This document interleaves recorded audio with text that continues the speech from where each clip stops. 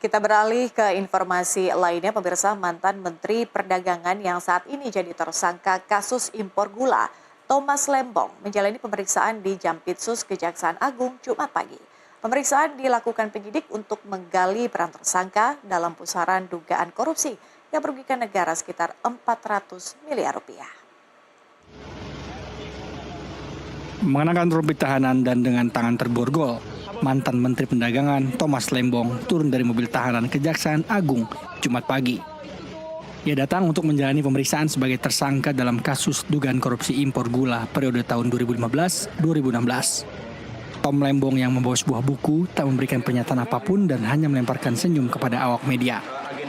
Pemeriksaan ini adalah kali pertama setelah ia ditetapkan sebagai tersangka hari Rabu lalu. Penyidik ingin mendalami peran tersangka dalam pusaran dugaan korupsi impor gula. Selain Tom Lembong, penyidik juga memeriksa Direktur Pengembangan Bisnis PT Perusahaan Perdagangan Indonesia berinisial CS yang juga sudah ditetapkan sebagai tersangka. Hari ini kedua tersangka direncanakan diperiksa oleh penyidik. Pemeriksaan lanjutan mengenai agendanya, kita juga masih konfirmasi kepada penyidik terkait apa. Tapi yang pasti tentu terkait peranan dari kedua tersangka dalam perkara ini, ya, seperti pasal sangkaan yang sudah disangkakan kepada kedua tersangka. Sebelumnya, Kejaksaan Agung menetapkan mantan Menteri Perdagangan Thomas Trikasih Lembong dan Direktur Pengembangan Bisnis PT Perusahaan Perdagangan Indonesia berinisial CS sebagai tersangka kasus dugaan korupsi dan penyalahgunaan wewenang terkait impor gula. Penetapan tersangka dilakukan setelah penyidik menemukan kecukupan alat bukti terkait keterlibatan mereka dalam kasus yang merugikan negara hingga 400 miliar rupiah. Dari Jakarta, Tini Hardimansyah, jurnalis NTV melaporkan. Sementara itu, Kejaksaan Agung buka suara terkait alasan penetapan tersangka terhadap Thomas Lembong pada kasus impor gula meski belum ditemukan aliran dana korupsi. Direktur Penyidikan Jaksa Agung Muda Bidang Tindak Pidana Khusus Kejagung Abdul Qohar menegaskan seseorang bisa ditetapkan sebagai tersangka tindak pidana korupsi tanpa harus terbukti menerima aliran dana. Menurut Abdul Qohar, penetapan tersangka Tom Lembong sudah sesuai dengan Undang-Undang Pemberantasan Tindak Pidana Korupsi. Ia juga menyatakan saat ini penyidik terus mendalami dugaan aliran dana ke Tom Lembong.